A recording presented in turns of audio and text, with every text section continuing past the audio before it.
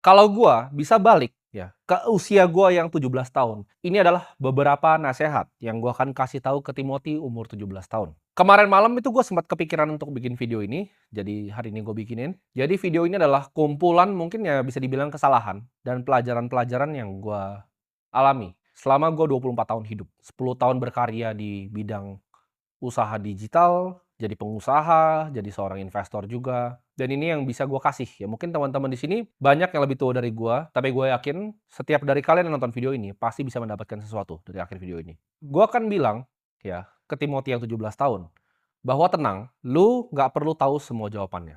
Maksudnya apa? Gua waktu 17 tahun, 18 tahun, bahkan mungkin masih tahun lalu ya, gue selalu banyak bertanya-tanya tentang apa yang gue sedang kerjakan. Apakah yang gue kerjakan itu benar? Dan apakah yang gue kerjakan itu sesuatu yang gue cintai? Tapi jawabannya adalah gue nggak perlu buru-buru untuk tahu semua jawabannya. Gue tuh orang yang gerasak-gerusuk ya, gue cepet orangnya. Gue akan kasih tahu bahwa tenang ya, lu yang masih bocah nih, lu masih kecil nih, lu nggak perlu tahu semuanya. Kadang dulu gue mikir apakah gue itu adalah seorang investor yang paling jago, tapi gue ngerasa waktu itu seumur gue, kayaknya Warren Buffett itu udah lebih muda mulai dari gue waktu dia invest Coca-Cola. Kayaknya gue adalah seorang investor yang nggak sejago Warren Buffett. Dan kalau kita ngomongin soal media, ya gue mungkin nggak seperti orang-orang jago banget yang udah bikin apa campaign-nya Coca-Cola atau yang lain. Atau di bidang-bidang yang lain gitu. Tapi waktu yang akan berikan nanti jawabannya semua. Jadi lu nggak perlu harus langsung tahu gitu, fokusnya di industri apa, lu jagonya di mana. Kadang nanti lu akan ketemu yang namanya dua dunia. Contohnya, gue adalah seorang investor yang handal, tapi nggak semua investor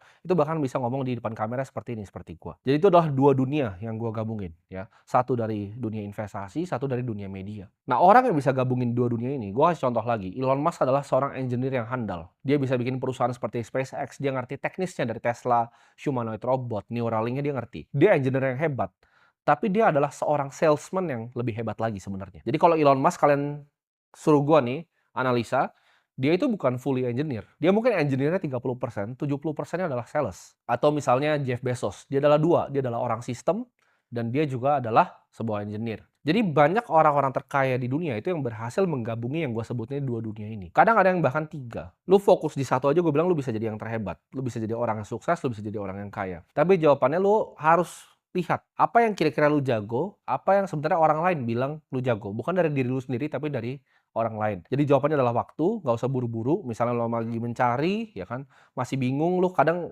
masih ngerasa apakah ini hal yang harus gua kerjain, tenang ya. Gua kasih tau lu tenang, nggak usah buru-buru.